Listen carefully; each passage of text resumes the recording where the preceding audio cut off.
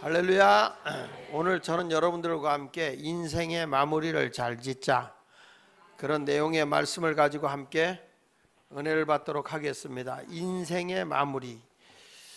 여러분, 이 교회를 건축하는 과정에서 기초와 골격이 매우 중요해요. 그렇죠? 그렇지 않으면 무너지니까. 그런데 항상 우리는 기초와 골격도 중요하지만 마무리 공사가 더 늘 우리 눈에 보이게 되어 있어요. 그래서 마무리 공사도 중요한 것입니다. 다 중요하지만 우리 눈에 인상적으로 남아있을 수 있는 부분은 뭐냐? 실내 인테리어 마무리예요. 마무리. 그래서 마무리를 이렇게 지나가다가 보면 야, 이거 참 잘했다, 이렇게 듣는 게 진짜 좋은 거예요. 내가 설계사하고도 얘기하면서 그런 얘기를 했어요. 지난번에 계단이 조금 잘못 나와서 계단을 이런 식으로 늘 해놓으면 우리 교인들이 지나갈 때마다 이렇게 얘기한다. 어떤 개새끼가 설계를 있다고 그랬어. 그런다. 그러면 당신은 개밖에 안 돼. 그러니까 평생 지어놓고 욕먹는 사람이 되지 말고 정말 잘했다, 이런 소리를 들어야지. 이거 누가 있다고 설계했어? 이런 소리를, 이 건물이 없어질 때까지 소리 들을래? 그러면 안 된다. 그러니까 사람이 자꾸 옆에서 잘했다, 이게 복받는 소리를 들어야지. 잘못되고 욕먹고 살면 그게 당신 평생에 복받겠느냐. 제가 그런 얘기했더니 그렇죠. 하여튼 제가 책임지겠으니까 계단 늘립시다 그러더라고. 설계 변경 조금 하면 되니까. 왜 그러죠? 사람이 어느 것을 얘기하는 과정에서 문제가 조금 잘못되면 그 마무리에 가서 이게 꼭 문제가 되는 거예요. 그와 마찬가지로 인생이 전성기에 아무리 잘 살았어도, 그가 젊었을 때 아무리 잘 살았어도 마지막에 인생이 부실하고 실패하면 그 인생은 패배자가 되는 겁니다. 근데 사람이요, 늘 치다가, 마라토너도 치다가 얼마 안 되는 그 스포트를 잘해가지고 쫙 뻗었고 나서 1등 하면 걔가 1등이요. 그렇지 않습니까? 축구 시합도 하다가 3대 0으로 치다가 4대 3으로 역전시키면 이기는 거예요. 그래서 인생은 마무리가 중요한 건데요, 사람이요 항상 어느 때를 보고 사는 게 중요하냐면 자기 끝을 어떻게 맺을 거냐, 자기 끝의 마무리를 잘 맺고 사는 인생이 성공하는 거예요. 그러니까 시작도 중요하지만 끝에 어떤 모습으로 나타날 것인지 하는 것이 중요하다는 것입니다. 우리 교회에 있다가 여러분들이 나갔을 때에도 참 그분이 귀한 분이고 참 훌륭한 분이다, 이런 소리를 들어야죠. 그 잘못된 소리를 들어서는 안 된다는 거죠. 인생의 마무리를 잘 짓는 것 중요합니다. 성경에서도 보면 인생의 마지막에 가서 실패자로 등장하는 인물이 누구냐면 그 대표적인 사람이 솔로몬이에요. 여러분이 잘 알고 있는 솔로몬이에요. 솔로몬이라고 하는 사람은 여러분, 우리가 볼 때 성전을 그렇게 잘 짓고 또 하나님께 지혜를 구해서 백성들의 판단을 올바로 잘하겠다고 그렇게 생각했던 사람이었습니다만은, 이 솔로몬이라고 하는 사람의 인생의 마지막에서 보면 후궁을 1,000명을 둔다고요. 그리고 너무너무 백성을 힘들게 해서 결국에 가서 나라를 둘로 갈라놓는 역할을 했던 사람이 솔로몬이에요. 그러니까 이 솔로몬이 후궁들을 1,000명을 들이는 바람에 뭐가 일어났냐면 그들이 섬기는 신이 들어와 가지고 이스라엘이 하나님 중심의 나라가 우상을 섬기는 나라로 전락해 버린 거예요. 그러니까 지도자가 시작도 중요하고 어떤 과정도 중요하겠지만은 결론이, 끝이 어떻게 맺어질 거냐 하는 것은 상당히 중요한 거예요. 하나님이 사울을 이스라엘의 왕으로 세웠잖아요. 그런데 하나님이 중간에서 뭐라고 하냐면 내가 사울을 왕으로 삼은 걸 후회한다 그랬어요. 내가 사울을 왕으로 삼은 걸 후회한다. 참 기대감을 가지고 또 그 사람에 대한 어떤 그 열정을 우리가 기대하면서 일을 맡겼을 때 그분이 처음에 잘하는 것 같다가 마지막에 가서 이상한 모습으로 변질돼 버리면 그 인생은 훌륭한 게 아니에요. 그래서 끝까지 잘해야 돼. 끝까지. 그래서 시작도 중요하지만 끝이 중요한 거예요. 끝이. 그렇죠? 마라톤에서 항상 마라톤 대회를 하는데 일반 시민들도 같이 뛰는 그런 거 하잖아요. 근데 그 스포츠를 할 때 보면 그 처음부터 그냥 있는 힘을 다해서 달리는 선수가 있어요. 있는 힘을 다해서. 그래서 어느 날 방송국에서 기자가 가서 물었습니다. 당신은 몇 킬로까지는 항상 1등으로 달리는데 왜 그 뒤부터는 얼굴도 나오지 않느냐. 근데 이 사람이 하는 말이 재밌죠. 저는요 어차피 1등 할 건 아니고 어차피 달려봐야 나는 등산에 들기를 못할 사람입니다. 그래서 시작할 때 남이 힘을 안 낼 때 나는 힘을 내고 달립니다. 그래야 내 얼굴이 텔레비에 나오기 때문입니다. 그 인생은 아무리 TV에 나왔어도 성공한 인생은 아닐 거예요. 뭐가 중요하기 때문에? 결과가 중요하기 때문인 줄 믿습니다. 그래서 오늘 저는 기드온의 인생을 보면서 기드온도 사실은요 정말 훌륭한 사람이거든요. 근데 이 사람은 본의 아니게 아주 결론이 좋지 않게 나온 사람이 기드온이에요. 그래서 오늘 기드온에 대한 얘기를 하면서 우리도 인생의 마무리를 잘하고 지내가는 것이 중요하다 하는 말씀을 여러분에게 증거하려고 합니다. 첫째로 이 기드온은요 하나님께서 귀하게 쓰신 사람입니다. 자, 오늘 성경 말씀 사사기 8장 22절을 보면은 시작. 그때에 이스라엘 사람들이 기드온에게 이르되 당신이 우리를 미디안의 손에서 구원하셨으니 당신과 당신의 아들과 당신의 손자가 우리를 다스리소서 하는지라. 자, 여기 보면 기드온은요 하나님께 상당히 크게 쓰임받은 사람 아닙니까? 우리 하나님께서 기드온을 택하시고 기드온을 지도자로 삼아주셨는데 기드온의 용사 300명을 거느리고 나가서 저 미디안 군사 13만 5천과 싸워 이기게 하셨어요. 여러분 이때 이스라엘 사람들이 봤을 때 야, 기드온이라고 하는 지도자는 정말 탁월한 지도자다. 우리 군사훈련도 제대로 받지 않은 300용사를 거느리고 가서 어떻게 군사훈련을 받은 미디안 군대 13만 5천 명을 물리칠 수가 있어? 그래서 이 사람은 어떤 사람이냐, 백성들에게 굉장히 존경을 받는 거예요. 보세요, 우리를 미디안 손에서 구원하셨다고 그러잖아요. 그리고 이 사람은 어떤 사람이냐면 이스라엘 사람들의 군대를 지휘해가지고 승리도 했지만은 그가 전쟁에 나중에 이기고 나서 도망가는 사람을 추적을 하잖아요. 그 추적을 할 때 에브라임 지파가, 지난 시간에 제가 말씀해서 지지난주에 얘기했는데, 에브라임 지파가 굉장히 이 세력이 강한 지파인데 어떻게 우리를 따돌려 놓고 너 혼자 가서 승리를 이기려고 하느냐, 우리가 전쟁에 도와서 네 전쟁에서 승리한 거 아니냐, 그런데 왜 우리 막강한 힘을 가지고 있는 에브라임 지파를 따돌리고 이럴 수가 있느냐. 그랬다면 기드온이요 이렇게 말할 수 있어요. 전 말 같지 않은 말 하지 마세요. 우리는 300명 가지고 나가 싸워 이겼어요. 당신들의 힘으로 이긴 게 아니고. 그리고 잔챙이들 우리가 죽이러 간 거예요. 이렇게 말할 만도 한데, 기드온이 어떻게 해결한 거냐, 에브라임 지파에게 그러면요 당신들의 도움이 없으면 어찌 이런 일이 있을 수 있겠습니까?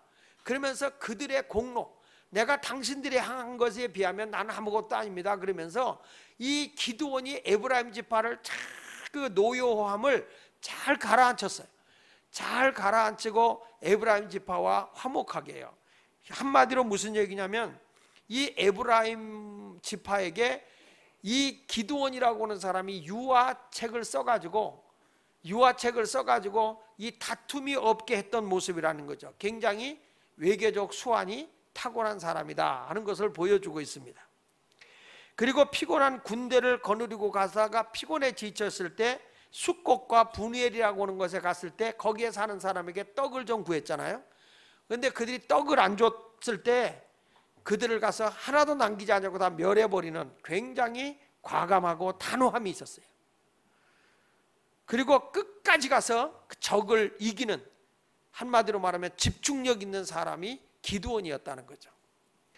그러니까 기드온의 이 모든 행태를 보면은 기드온의 군사를 지휘하는 지휘력이나 그리고 반항하는 사람에 대한 유화책이나 그리고 자기들에 대해서 반대하는 사람에 대해서 단호함을 보이고 거기에다가 또 그 끝까지 자기가 하고자 하는 일을 끝까지 이루어내는 집중력을 봤을 때 당신은 이스라엘의 왕이 될 만한 사람이요, 당신만이 아니라 당신의 자식들, 당신의 손자들까지도 이스라엘의 왕이 되주시오 라고 백성들이 외친 겁니다.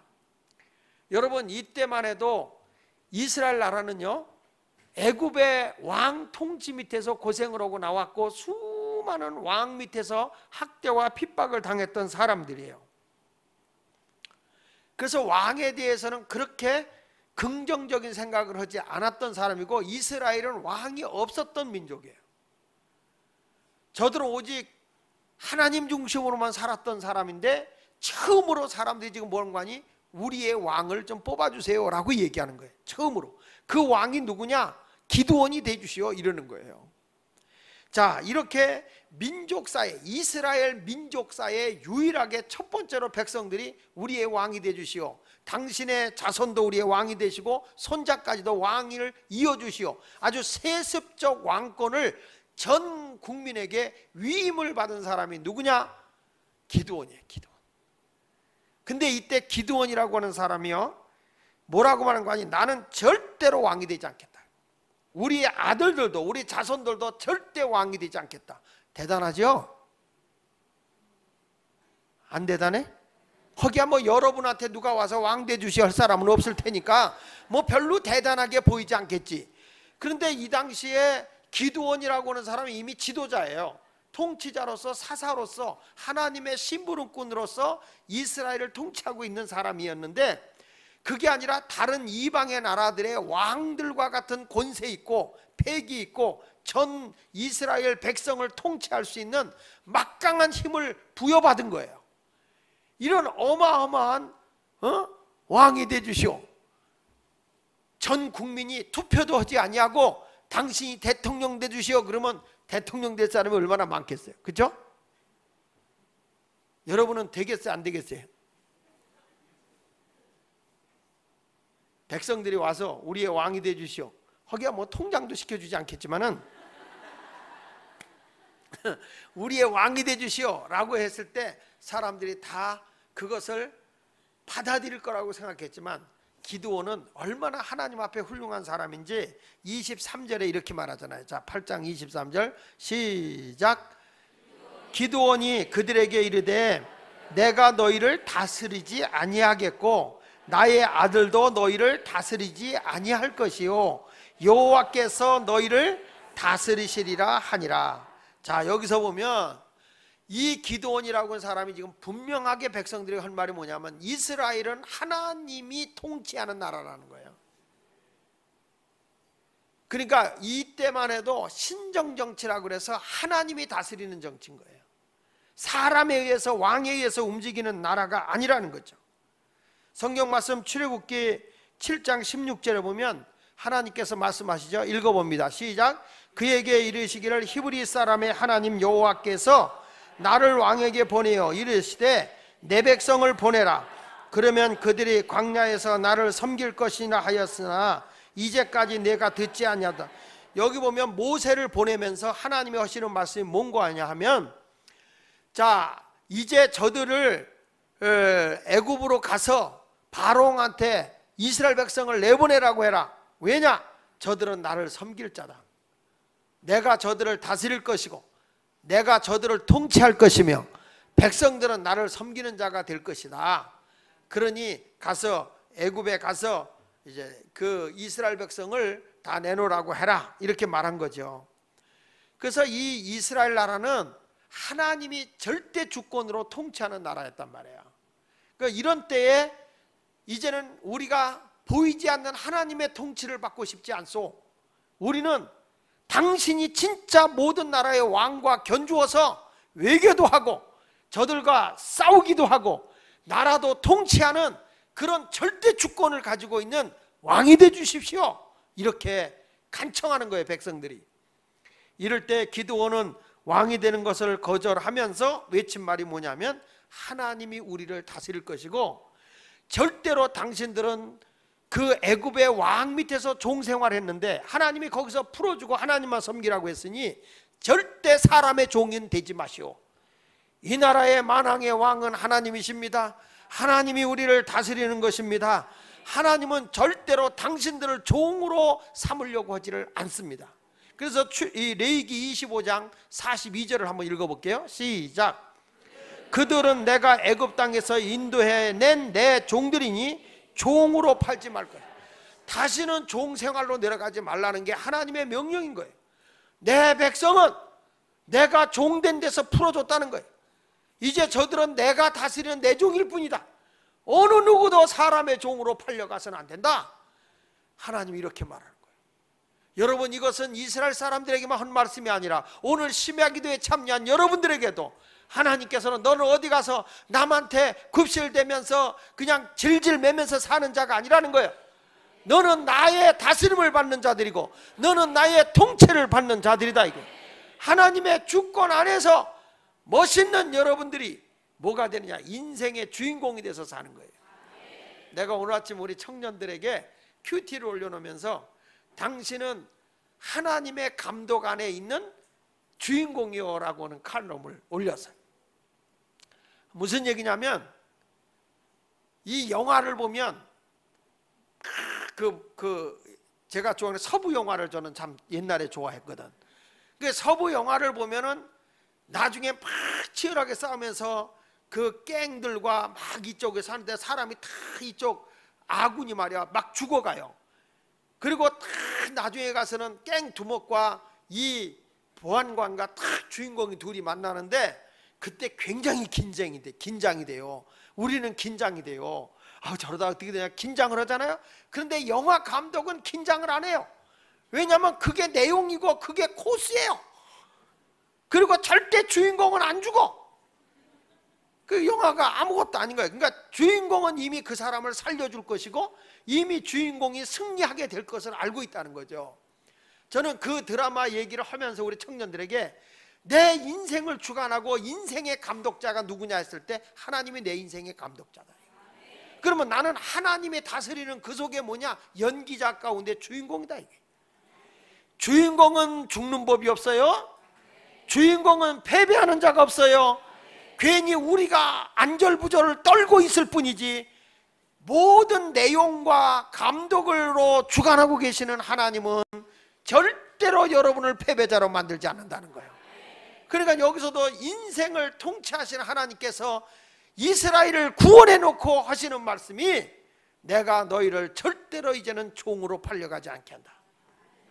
그렇게 아멘 해가지고 평생 남의 집 살라고 내가 너를 평생 종으로 살지 않게 한다.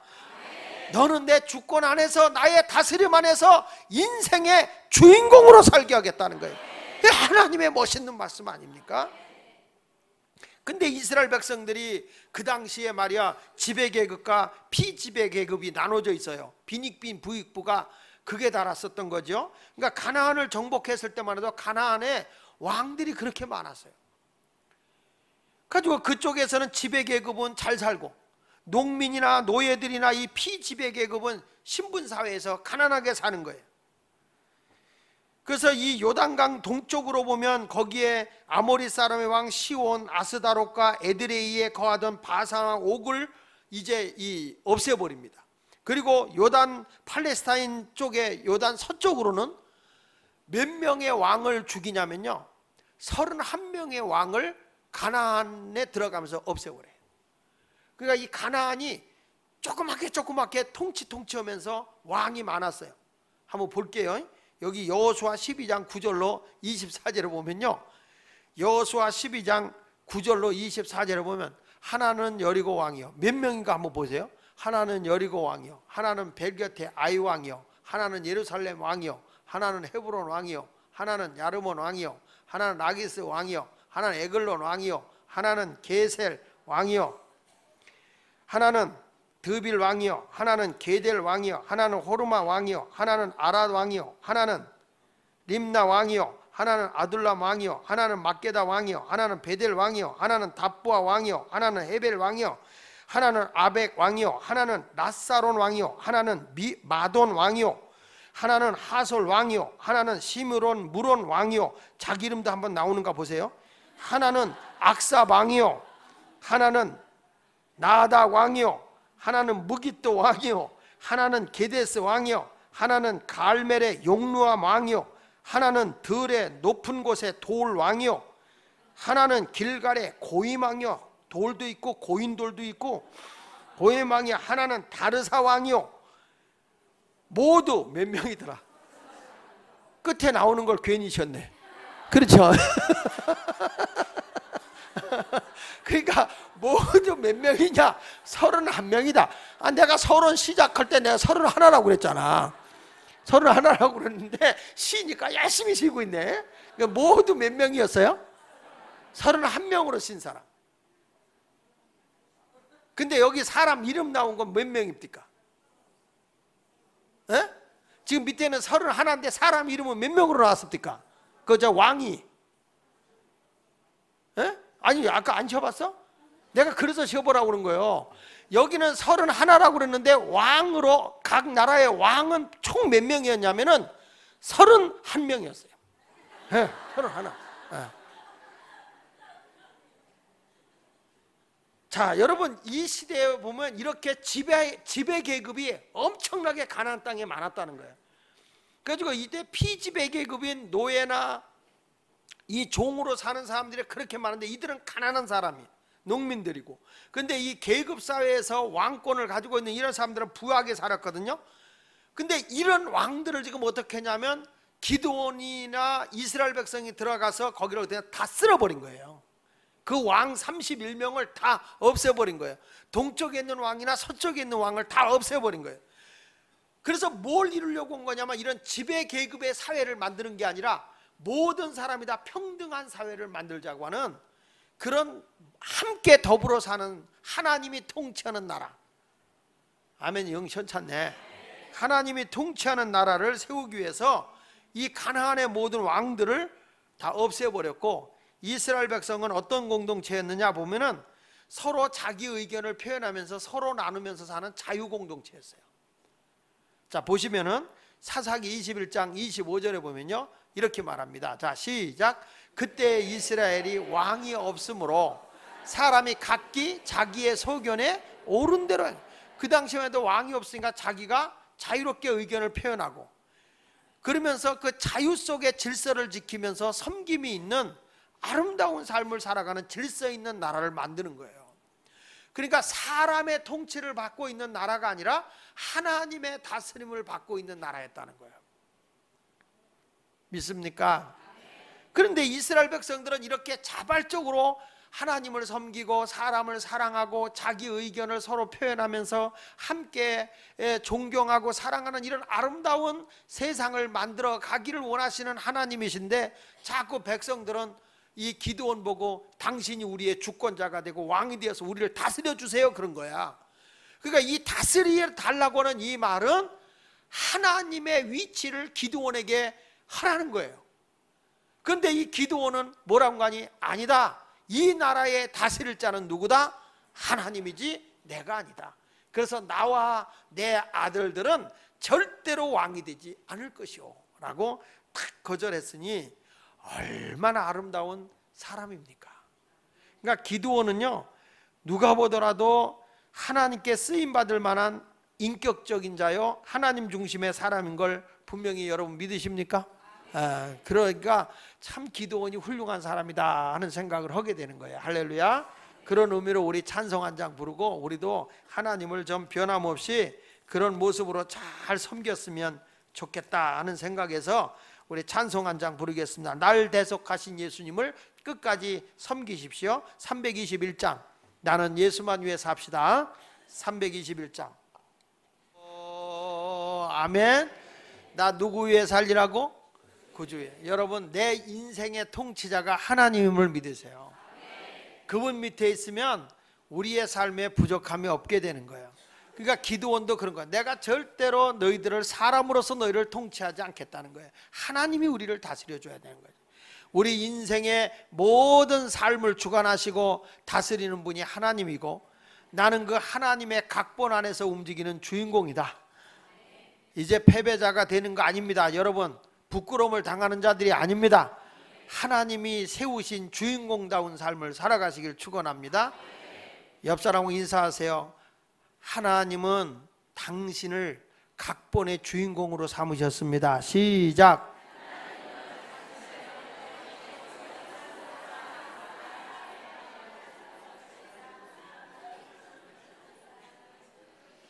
그 성경의 인물들을 보면 하나님이 이렇게 쭉 인도하는 사람들을 보면 항상 주인공이 돼서 그 인생을 승리하고 살더라고. 승리하고. 자, 그런데 이 기드온이 이렇게 훌륭했던 기드온이요, 이제 하나의 뭐가 나오냐면 이제 올무가 되는 일을 하나 합니다. 그 올무가 되는 일인데 그게 뭐냐면, 기드온은 개인적으로 단점이 없는 사람은 아닐 거예요. 사람인데, 그런데 왕이 되어달라고 하니까 그걸 거절하면서 그가 뭘 요구하냐면 대가를 요구해요. 대가를. 내가 이제 그건 안 할 테니까 나에게 대신에 요런 대가를 좀 나에게 달라. 그러면서 24절을 한번 보겠습니다. 사사기 8장 24절에 시작. 기드온이 또 그들에게 이르되 내가 너에게 요청할 일이 있으니 너희는 각각 탈취한 귀고리를 내게 줄지니라 하였으니 이는 그들이 이스마엘 사람들이므로 금 귀고리가 있었습니다. 그러니까 무슨 얘기냐면 전쟁에 가서 싸웠는데 그 전쟁한 그 13만 5천 명의 미디안 군사들에게 그 시대의 고대 근동의 남자들은 습성이 전부 다 남자들 귀에 금 귀고리를 했다는 거예요. 여자들은 코고리도 하고요. 이렇게 코도 걸고 하는데, 근데 이것이 다 금인데 13만 5천 명이 차고 있던 금 귀고리, 이런 것들을 다 취했단 말이에요. 전리품으로. 그 전리품으로 한 것을, 지금 취한 것을 기드온이 나를 달라 이렇게 얘기한 거야. 그러니까 여기서 우리가 특이한 게 나오죠. 지금 기드온은 누구랑 싸웠어요? 하나님하고 싸웠어? 깜짝 놀랐네. 기드온이 어느 군사하고 싸웠다고 그랬어요? 미디안 군사 13만 5천 명하고 싸워 이겼다고 그랬잖아요. 그런데 여기에 보니까 그들이 이스마엘 사람들이므로 이렇게 나오잖아요. 어? 여러분, 이게 미디안은요, 아브라함의 후처 그두라 사이에 낳은 아들이요. 사라 할머니가 죽고 난 뒤에 그두라와 결혼해요. 137살에.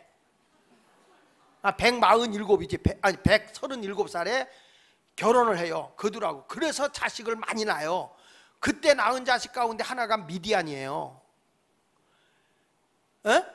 그러면 이스마엘은 누구죠? 아브라함의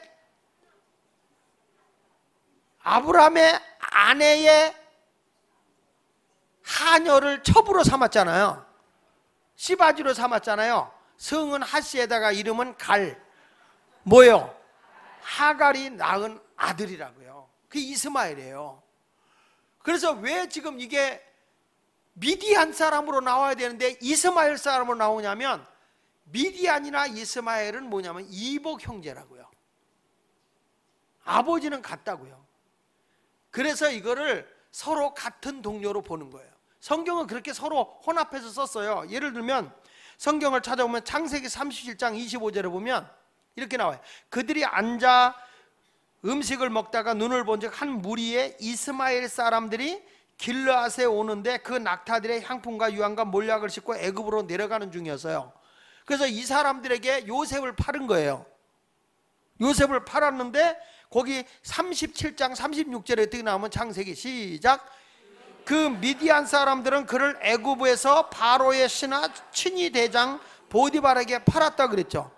자, 위에서는 누구에게 팔았는데? 이스마엘 사람들에게 팔았는데, 이 사람들은 요셉을 데리고 가서 누구에게 팔아버렸어? 뭘 미디안 사람 팔아? 보디발에게 팔았지. 근데 어디 사람이? 미디안 사람이. 이게 어떻게 된 거냐 이거지. 그래서 이게 뭐냐, 이복 형제인 이스마엘과 이 미디안이 한 이복 형제다 보니까 가까이 둘이 형제같이 지낸 거예요. 그러니까 우리가 볼 때 이런 거죠. 제 동생하고 같이 가면 학봉이 아버지가 우리 아버지고 학일이 아버지가 우리 아버지야. 그렇잖아요. 그러니까 저희 아버님을 만약에 부른다 그러면 제 동생인 학봉이 아버지라 그러고 또 어떤 학일이 아버지라 그래. 그러면 이름이 서로 달리 불려지지만은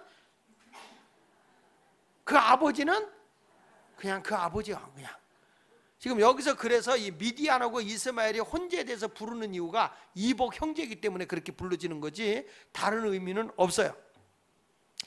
근데 이들이 착용하고 있던 그 당시에 이것이 얼마나 많았냐면 거기 25절 26절에 보니까 백성들이 다 좋다고 생각해서 귀걸이 전리품을 달라 그랬더니 시작. 무리가 대답하되 우리가 즐거이 드리리이다 하고 겉옷을 펴고 각기 탈취한 귀걸이를 그 가운데에 던지니 기드온이 요청한 금 귀걸이의 무게가 금 1700세겔이요 그 외에 또 초승달 장식들과 폐물과 미디안 왕들이 입었던 자색 의복과 또 그 외에 그들이 낙타 목에 둘렀던 사슬이 있었더라.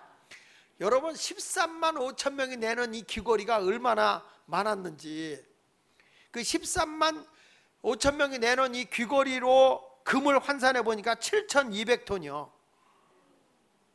근데 이거를 200돈이라고 그래야 되나? 톤이라고 그랬나? 근데 이걸 하여튼 우리나라 돈으로 환산해 보면 10억 원이 된대. 10억 원.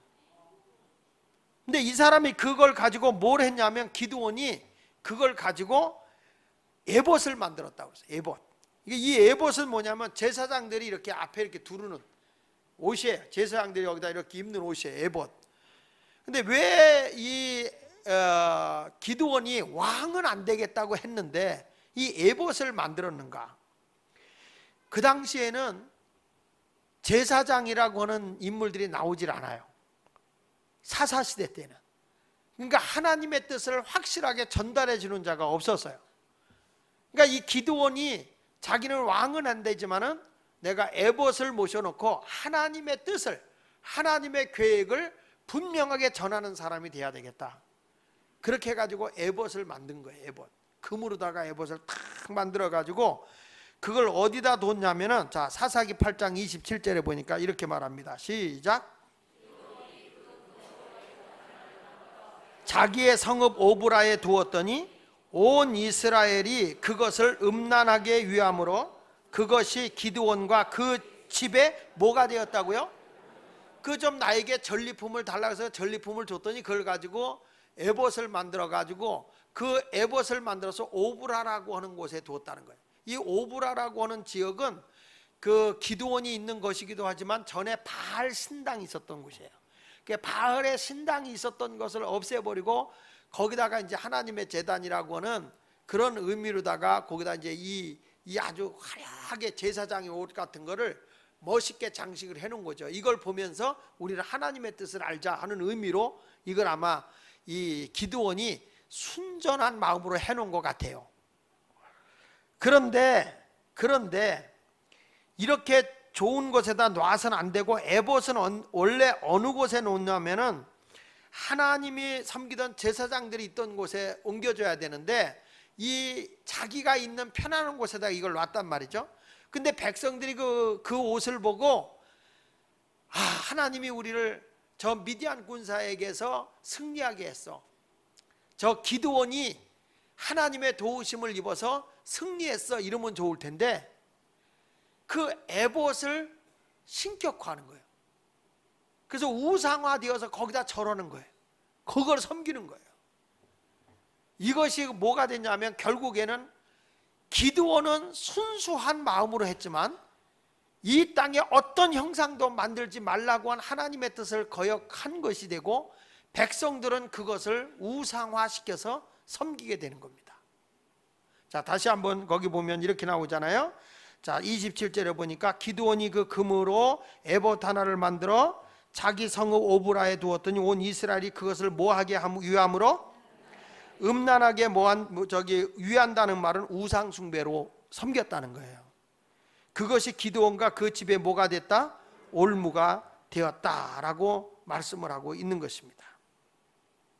결국에 이렇게 우상 숭배하는 모습이 되어지다 보니까 나중에 기드온이 죽고 나서는 이스라엘 나라가 하나님을 높이고 하나님의 영광을 받는 게 아니라 뭐가 됐냐면은 다 우상 숭배를 해버리는 거예요. 하나님의 은혜로 40년 동안 평화로웠던 나라가 다 우상화된 나라가 돼버리고 마는 거예요.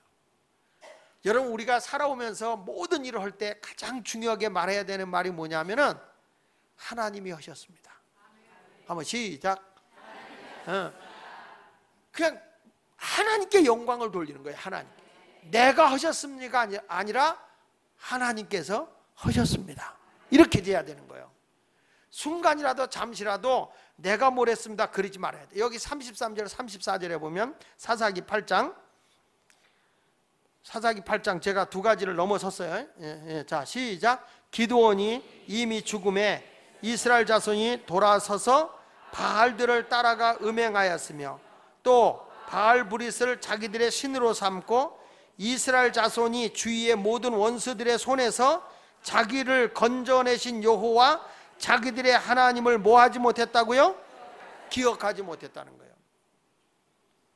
저는 우리 교회도 어떤 일을 하더라도 하나님께서 하십니다 라고 하는 교회가 되었으면 좋겠어요.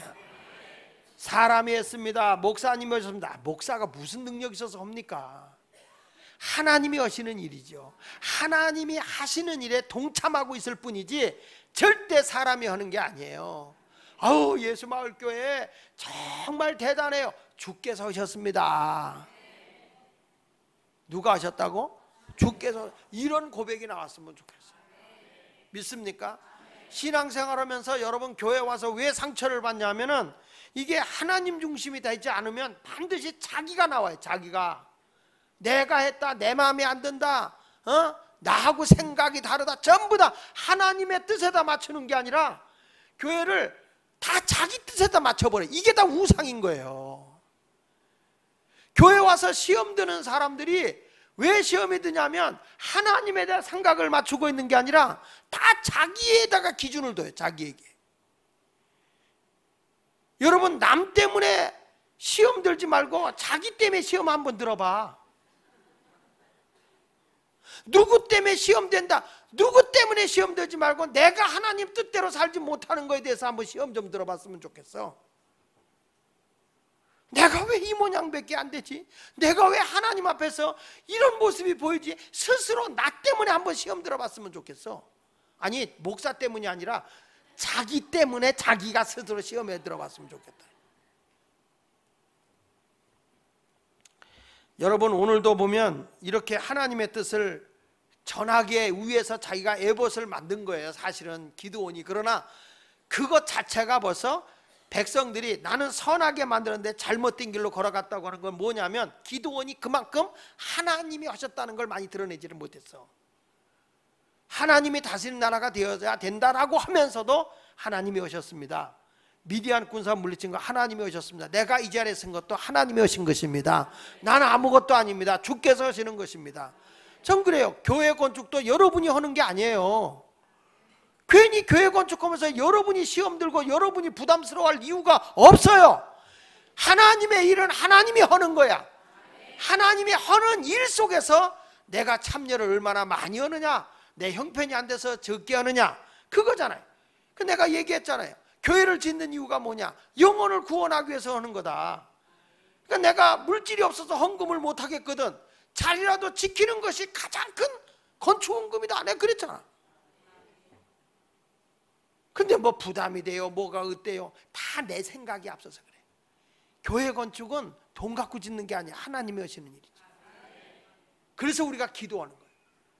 그럴 시험들 일이 있으면 엎드려서 기도해. 하나님이 도와주셔야 됩니다. 하나님이 하셔야 됩니다. 하나님께서 이루어 주셔야 합니다. 이런 신앙의 고백을 하는 성도들이 많았으면 좋겠다고. 내가 했습니다, 그게 나올까 봐 걱정이요. 하나님이 하시는 일입니다. 절대 교회 집에서 시험 들 이유가 없어요.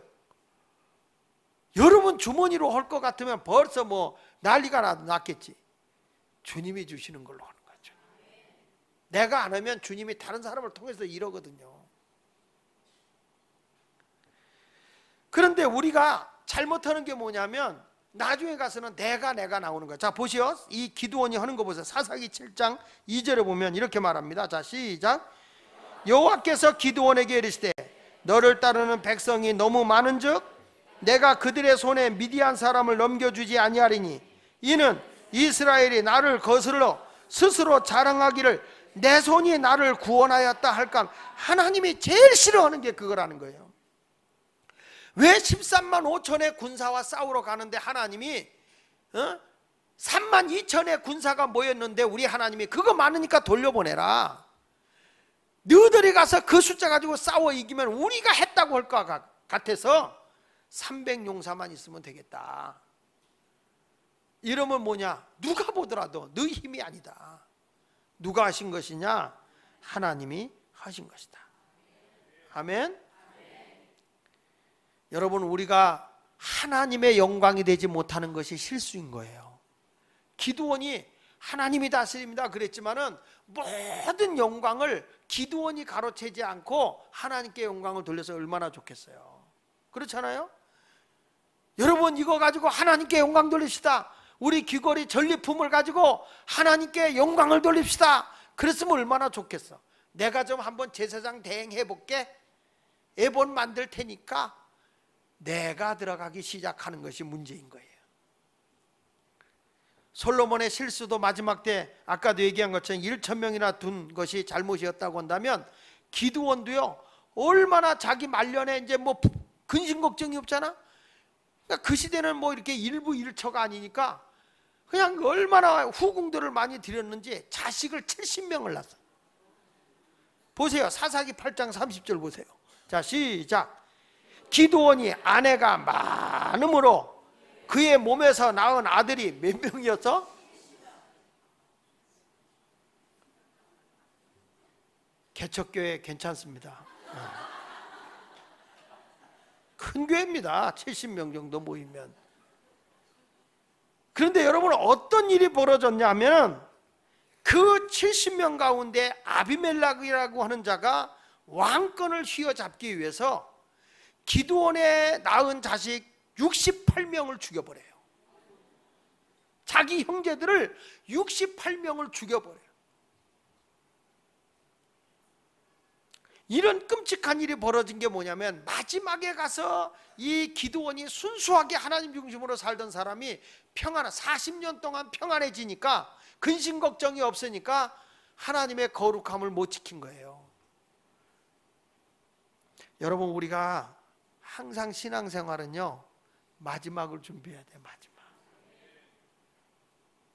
아무리 중간 과정에서 좋게 잘했어도 마지막이 깨끗하게 정리 안 되면요, 부끄러운 거예요.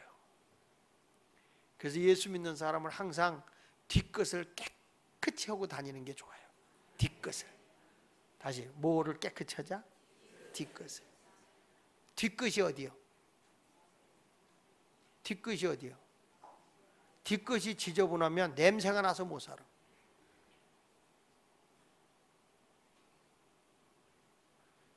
여러분 모두가 하나님 앞에 영광을 돌리며 생활하시기를 축원합니다. 자, 결론입니다. 기드온의 후반부 인생이 주는 교훈이 뭐냐? 여기서 보면 믿음의 길에도 항상 시험거리가 도사리고 있다는 걸 잊어서는 안 돼요. 마귀는 시시탐탐 우리를 넘어뜨리려고 하는 거거든요. 40년 동안 평탄하는 가운데 하나님의 은혜를 망각해버리고 자기 인생의 후반부에 방심하는 신앙생활하는 것 때문에 하나님을 영화롭게 하기보다 자기가 올라가게 하다가 실패하는 거예요. 여러분, 섭섭함이 들 때 나 때문에 섭섭함이 들어요? 남이 잘 안 해줘서 섭섭해요? 내가 왜 이 모양밖에 안 되는 거야? 그 자기 때문에 괴로워요? 남이 나를 잘 안 대해줘서 괴로워요?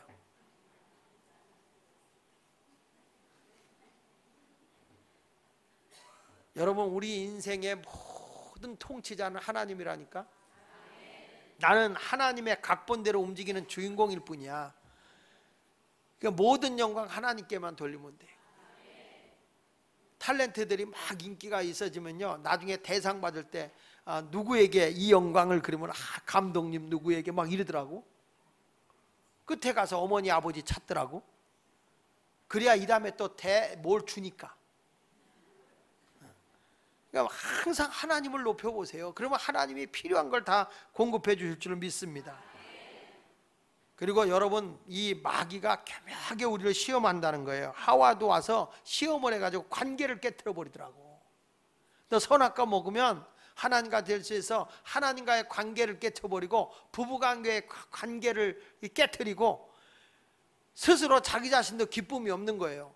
그러니까 이런 것을 보면 교묘하게 자꾸 여러분들을 시험 들게 해서 그렇게 좋았던 교회가 싫어지고 그렇게 좋았던 목사님이 괜히 꼴보기 싫어지고 시험이 되고, 여러분 이 교회에 큰 일을 할 때 보면 이렇게 하나님의 일을 확장시키는 일을 하다 보면 시험 안 들 사람이 시험이 드는 일이 많아요. 그때마다 여러분들이 민감하게 깨어 있어서 내가 하나님의 영광을 위해서 이것을 잊어서는 안 돼요. 제가 우리 교역자들이나 교회 행사하는 디렉터님들에게 제가 항상 주의 주는 게 뭐냐면, 교회에 큰 일 할 때는 기도도 더 많이 해야 되고 준비도 더 많이 해야 된다. 마귀는 귀에만 있으면 우리를 넘어뜨리려고 하기 때문에 깨어 기도해야 된다. 시험에 들려 넘어간다. 넘어지지 않기 위해서는 깨어 있어야 된다. 저는 그걸 많이 봤어요. 교회마다 큰일 오는 교회들이 왜 그렇게 시련과 어려움이 많아요. 교회 짓다가 시련이 오는 교회도 있고 짓고 나서 시험 드는 교회도 많고, 교회가 막 부흥되려고 그러면 시험도 많아. 왜? 교묘하게 사람을 골탕 먹이고 넘어뜨리는 거예요. 그럴 때 우리는 항상 누구 밑에 서냐? 하나님 중심에 서 있어야 되는 거예요. 하나님 중심에. 그럴수록 더 기도하고 그럴수록 하나님 앞에 매달리고 말이죠. 저는 그래서 이번 수련회 하는 기간 동안은 정말 긴장이 되더라고요.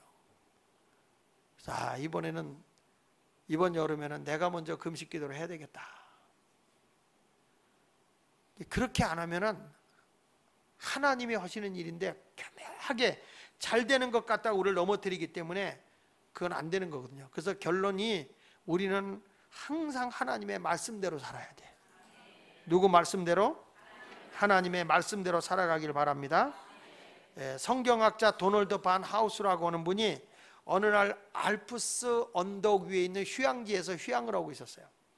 근데 거기서 보니까 양떼를 지키고 있는 개가 막 양을 지키고 있는데 양들이 풀을 뜯고 있는데도 이 개는요 꼼짝하지 않고 양떼만 지켜보고 있더라는 거예요. 혹시나 늑대라도 오지 않는가.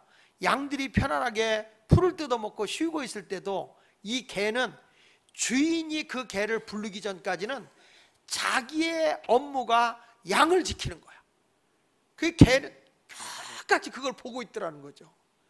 그래서 이 성서학자가 그때 깨달은 게 뭐냐면, 우리가 하나님의 명령이 있을 때까지는 딴짓하지 말자.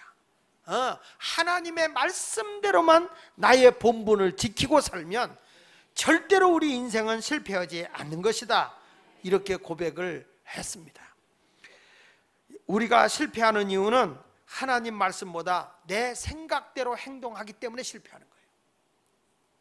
내가 실패하는 것은 하나님이 내 인생을 주관하도록 살아가는 게 아니라 자신이 내 인생을 주관하기 때문에 인생의 마지막은 실패하는 거예요. 어떤 분은 이런 얘기 하더라고요. 이렇게 하면은 하나님의 일을 하는데 그렇게 하면 되겠어? 그랬더니 한 분이 뭐라는 거냐? 난 한 번 결정하면 변하지 않는 거 알지? 교만입니다. 교만. 그건 교만이에요. 여러분, 우리 인생은요 이것이 결단하고 100번을 결단하고 200번을 결단하고 옳다고 주장해도 하나님의 말씀이 아니오 그러면 그걸 바꿔야 되는 거야. 내 인생의 모든 기준은, 인생의 다림줄은, 기준줄은 하나님의 말씀인 거예요.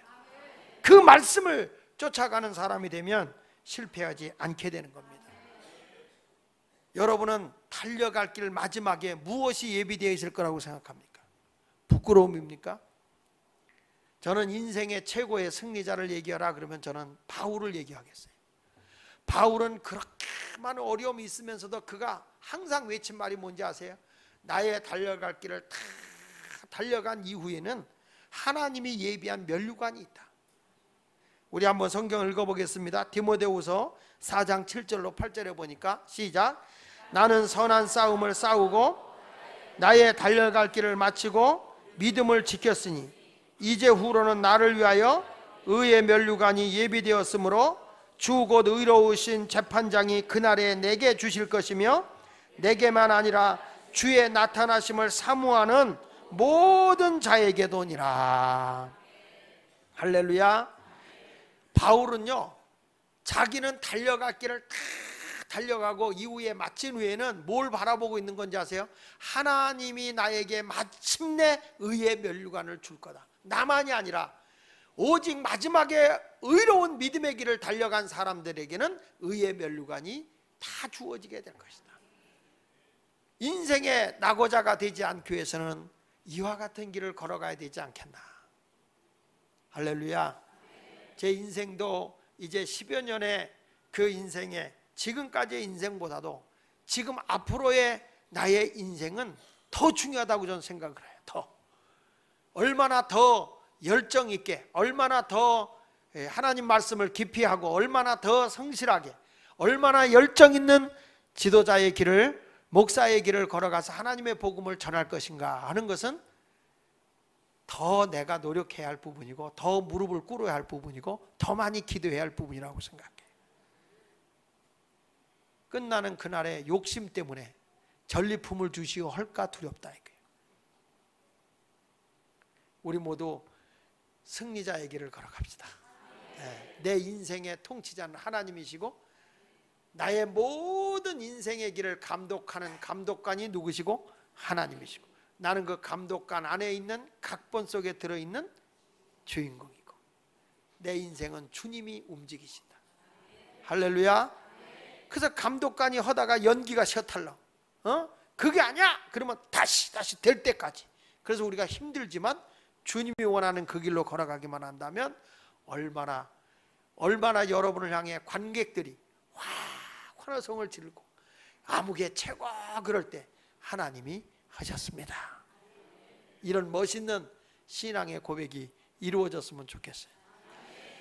저는 우리 애들이 그런 얘기를 해요. 뭐 이렇게 하고 뭐 하면 하나님이 하셨지, 돌아와 보면 하나님이 하셨지, 그런 말 할 때가 제일 기쁘고 좋더라고요. 하나님이 하셨지. 자, 옆에 분 오고 인사하세요. 누가 하셨니? 하나님이 하셨지. 예. 누가 하셨어요? 하나님이 하셨습니다. 우리 모두 그런 신앙의 길을 걸어갈 수 있기를 예수 이름으로 축원합니다. 예. 지하철이 끊어질까 봐 일찍 끝냈어요.